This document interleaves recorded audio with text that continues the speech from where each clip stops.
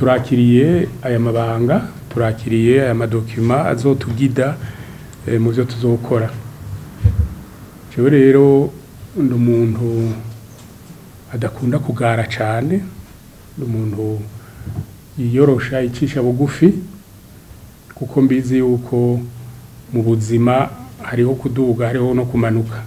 Kinezera ni ugukoresha ingabire mfise, hanyuma nkemera ko uwundi dukorana afise ingabire ziwe nawe. Izo ngabire zibiri tuzishize hamwe bituma ikivi tukibandanya neza.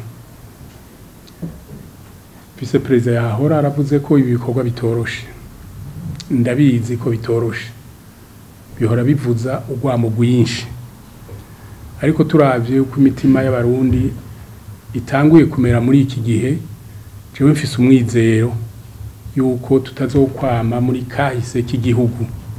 Abarundi bategerezwa kwiga kubana no gusoneranira, nkuko Martin Luther King yabivuze ati nous devons apprendre à vivre ensemble comme des frères et sœurs, sinon nous mourrons ensemble comme des idiots.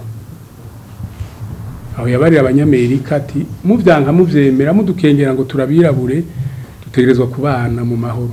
Muvyemere tubane mu mahoro, mutavyemeye uzosanga dupfira hamwe nk'ibijuju. Kuri n'abarundi barageza aho tumenye tutangura kumenyera kubana neza mu mahoro, kuko bitabaye gutyo ingorane tugira tuzigirira hamwe.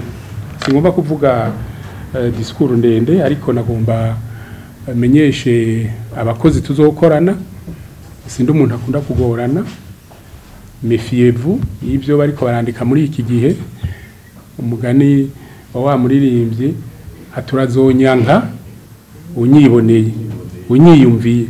Burya abantu barateranya, abantu baravuga amajambo, uko Rwagasore yabivuze ati muzotumenyera ku byo dukora, nivyabashimisha natwe tuzonezerwa.